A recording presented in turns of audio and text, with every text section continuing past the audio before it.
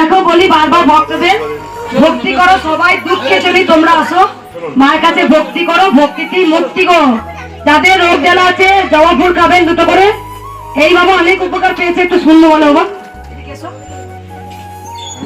উপকার পেয়েছে, একদিন এসে পেটের যন্ত্রণা হচ্ছিল, অনেকটা কম হয়েছে, আলসার ঘা হয়েছিল, অনেকটা কমে হাতের জ্বালাগুলো কমে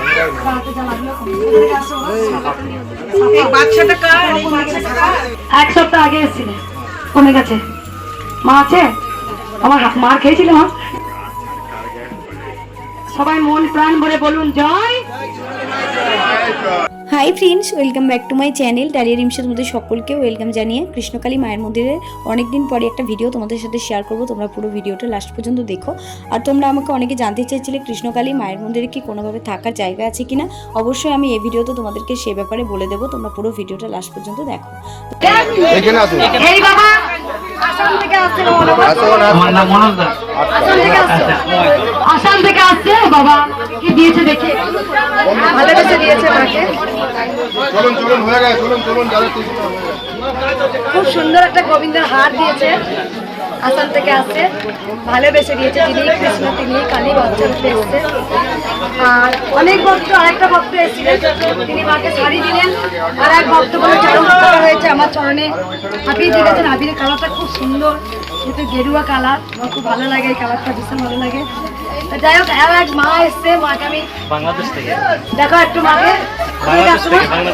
মা বাংলাদেশ থেকে আসছি, তোমার ভিডিও আমি দেখি তারপর আসছি। আমি শাড়ি কিনতে চাইছি, মন মতো হয়নি দেখে আমি কিনি নাই। একবার সবাইকে দেখো জয়। দোলের দিনটাও কিন্তু বাদ যায়নি কৃষ্ণকালী মায়ের মন্দিরে ভক্তদের আশাটা। দোলের দিনও কত ভক্তের ভিড় হয়েছে। তোমরা একবার কৃষ্ণকালী মায়ের মন্দিরের ভিডিওটা দেখো, তাহলে বুঝতে পারবে কোথায় বাংলাদেশ থেকে ভক্ত চলে এসেছে কৃষ্ণকালী মায়ের মন্দিরে দোলের দিনে।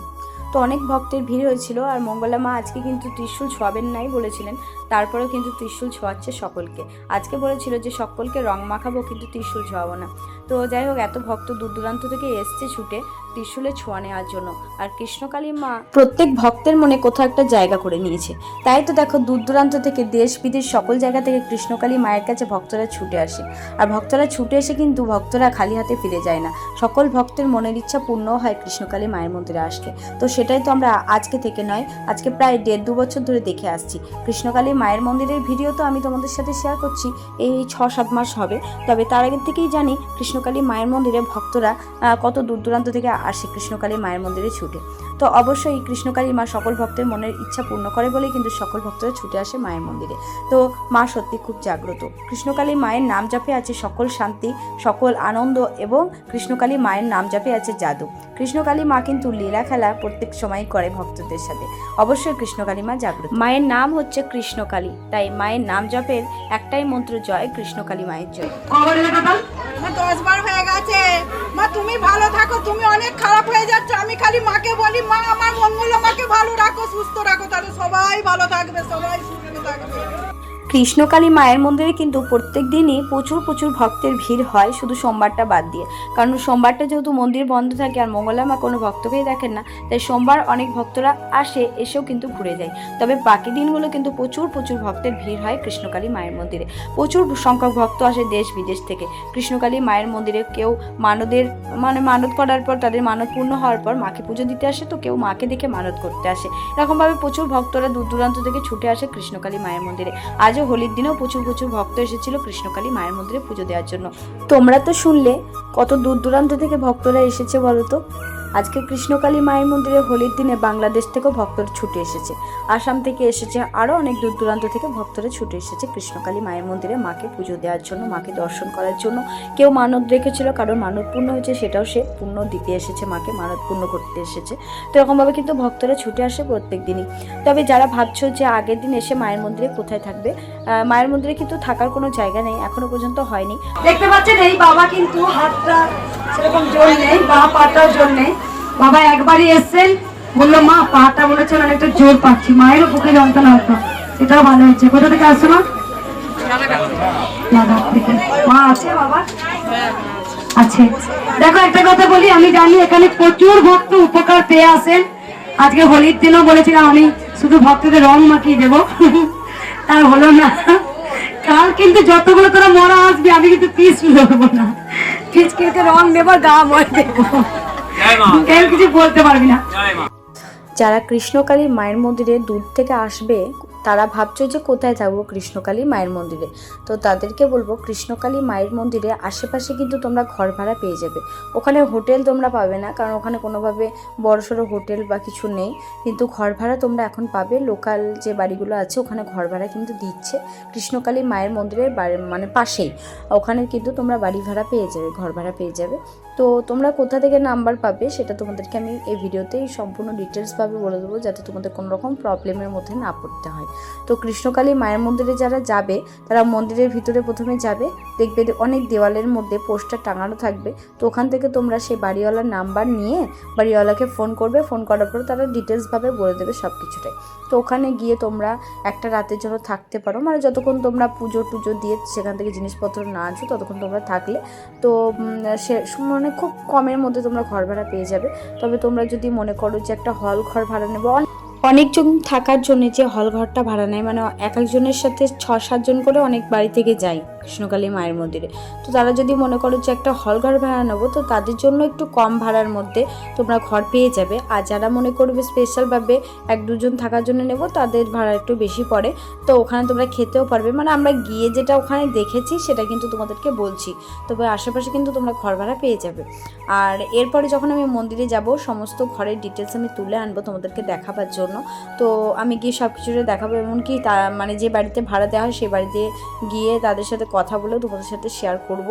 এখন তো আমি যাচ্ছি না, কিছুদিন পর যাওয়ার ইচ্ছে আছে, যাব, তো ওখানে গিয়ে আমি তোমাদের সাথে সেই ভিডিও শেয়ার করব, তোমরা দেখো, আমার চ্যানেলের উপর নজর রেখো তার জন্য। আর এখন আমি তোমাদেরকে বলে দিচ্ছি যারা এখন যাবে ভাবছো মায়ের মন্দিরে, তো তাদের জন্য বলবো এখন তোমরা যাও।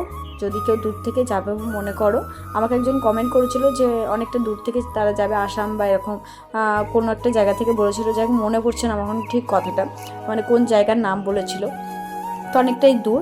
তো জিজ্ঞেস করেছিল যে ওখানে কি কোনো ঘর ভাড়া আছে, কিভাবে কি যাবো না যাবো বলে দিতে, তো আমি সেভাবে বলছি। তো এটা দেখলে হয়তো অনেকেরই উপকার হবে এই ভিডিওটা দেখলে, তো লাস্ট পর্যন্ত তোমরা দেখো, অবশ্যই সব কিছুটা বলে দেবো। তো সোমবার দিন কিন্তু বন্ধ থাকে, সেটাও বলে দিচ্ছি। যারা মনে করছো যে সোমবার দিনই পুজো দিয়ে তোমরা বাড়ি ফিরবে, তো তাদেরকে বলবো সোমবার দিন কিন্তু তোমরা যেও না, সোমবার দিন মন্দিরে পুজো হয় না, কারণ মঙ্গলামার কোনো ঠিকঠাক থাকে না। সোমবার দিন উনি কখন আসেন, কোনো দিন সকালে এসে পুজো দিয়ে চলে যায়, কোনো দিন আবার বিকেলে আসে, কোনো দিন একবারে সন্ধ্যেতে আসে, এরকমভাবে আসে, কোনো ঠিকঠাক থাকে না। তাই বলবো সোমবারে যারা আসবে ভাবছো তাদেরকে বলবো সোমবারে এসো না মায়ের মন্দিরে, তোমরা মঙ্গলবার দিন এসো, সোমবার দিনটা কিন্তু বন্ধ থাকে। মঙ্গলবার থেকে একবারে রবিবার পর্যন্ত চলে, সোমবার দিনটা শুধু বন্ধ থাকে। আর হচ্ছে শনিবার আর মঙ্গলবার প্রচুর ভক্তের ভিড় হয়। যারা ভাবছো যে অল্পর মধ্যে মানে অল্প ভক্ত থাকবে তাদের মধ্যে দেখে বাড়ি চলে আসতে পারবে তাড়াতাড়ি, তাহলে বলবো মঙ্গলবার আর শনিবার তোমরা যেও না। মঙ্গলবার শনিবার প্রচুর ভক্ত ভিড় হয়, মানে প্রায় 20-30 হাজার 40 হাজার এরকম ভক্ত চলে আসে এক একদিন শনিবার আর মঙ্গলবারে। তাই বলবো শনি মঙ্গলবার তোমরা যদি ভক্তের ভিড়ের মধ্যে যেতে চাও তাহলে অবশ্যই যেতে পারো, আর যদি মনে করো না এত ভক্তের ভিড়ের মধ্যে যাবো না, তাহলে শনি মঙ্গলবার তোমাদের জন্য না, তোমরা অন্য বারে যেতে পারো। আর সোমবার দিনটা পুরোপুরিভাবে মন্দির বন্ধ থাকে। আর অনেকে আসে সোমবারের দিন থাকে আশেপাশে থেকে, মঙ্গলবার দিন পুজো দিয়ে, মানে সকাল সকাল যেহেতু লাইনে দাঁড়াতে হয় তো ত্রিশূলের ছোঁয়া নেওয়ার জন্য, তার জন্য তারা আগের দিন এসে থাকে। তো থাকার জন্য তোমরা ওই ঘর পেয়ে যাবে। আর যদি কেউ মনে করো না আমরা টাকা পয়সা দিয়ে থাকবো না, কৃষ্ণকালী মায়ের মন্দিরেই থাকবো, তাহলে তোমাদেরকে ওই মাঠে, ফাঁকা মাঠ, তবে ঘেরা আছে, ফাঁকা মাঠ বলবো না, পুরো ঘেরা আছে, বাউন্ডারিটা ঘেরা আছে, তো ওখানে তোমরা থাকতে পারবে। তবে এখন যা গরম পড়েছে মশার কামড় তো তোমাদেরকে খেতে হবে, আর ফাঁকা মাঠের মধ্যে একদমই থাকা যায় না, সেই জন্য কিন্তু অনেকে আবার গিয়ে থাকছেও দেখছি, ফাঁকা মাঠের মধ্যেই থেকে যাচ্ছে। তবে শীতকালটা যদিও বা মানে ওপর থেকে ঠান্ডা তো অবশ্যই পড়ে, তবে শীতকালে এমনি কোনো তো মশার কামড় বা এমনি কোনো কিছু ভয় নেই, তবে গরমকালে এগুলো তো আছে, তার জন্য মানে থাকা যায় না। তবে তোমরা খুব কমের মধ্যেই আশেপাশে ঘর ভাড়া পেয়ে যাবে। যারা মনে করছো যে আমরা দূর থেকে যাব ঘর ভাড়া নেব, তো তাদেরকে বলছি কথাটা, তোমরা ঘর ভাড়া পেয়ে যাবে আশেপাশে। আবার তোমরা খাওয়ার জন্য হোটেলও পেয়ে যাবে। আবার যে বাড়িতে তোমরা থাকবে সে বাড়িতে রাত্রে তোমাদেরকে খাওয়ার জন্য এক্সট্রা টাকা নেয়, 50 টাকার মধ্যে নিরামিষ ভাত দেয়, তো নিরামিষ ভাত তোমরা 50 টাকার মধ্যে পেয়ে যাবে, কারণ কিন্তু খাবারও তোমরা পাবে। আর যদি মনে করো না বাড়ি থেকে খাবো না, হোটেল থেকে গিয়ে খাবো, তো সেখানেও তোমরা পেয়ে যাবে, আশেপাশে কিন্তু হোটেলও আছে, তো কোনো অসুবিধা নেই। ওখানে যারা দূর থেকে আসবে ভাবছো তাদেরকে বলবো কোনো অসুবিধা নেই, তোমরা মায়ের মন্দিরে আসতে পারো। আর যারা মনে করছো কৃষ্ণকালী মায়ের মন্দিরে আসতে পারছি না, এখন কোনোভাবে সম্ভব হচ্ছে না, তাদেরকে বলবো কৃষ্ণকালী মায়ের 108 বার তোমরা নাম জপ করো, অবশ্যই তোমাদের মনের ইচ্ছা পূর্ণ হবে। তোমরা যে সমস্যার মধ্যে থাকবে সেখান থেকে তোমরা খুব সহজে বেরিয়ে আসতে পারবে। কৃষ্ণকালী মা সত্যি খুব জাগ্রত। তো কৃষ্ণকালী মাকে তোমরা 108 বার করে নাম জপ করো, অবশ্যই তোমাদের ডাকে মা সাড়া দেবে। আর মাকে প্রার্থনা করো দুবেলায়, তোমরা দুবেলায় কৃষ্ণকালী মাকে 108 বার করে ডাকো, সন্ধ্যেবেলায় এবং সকালবেলায় স্নান টান করেও ডাকতে পারো, আবার রাত্রিবেলায় শুতে গিয়েও তোমরা ডাকতে পারো। কেউ সারাদিনের মধ্যেও যতবার খুশি তোমার মাকে মনে করলে তোমরা কৃষ্ণকালী মায়ের নাম জপ করতে পারো, অবশ্যই তোমাদের ডাকে মা সাড়া দেবে। তো আজকের ভিডিওটা এই পর্যন্ত। তোমাদের কেমন লাগলো কমেন্ট করে জানিও, ভালো লাগলে লাইক কমেন্ট শেয়ার করে দিও। চ্যানেলে যারা নতুন আছো প্লিজ চ্যানেলটাকে সাবস্ক্রাইব করে দিও। আর এরকম ভিডিও দেখার জন্য আমার পাশে অবশ্যই তোমরা থেকো।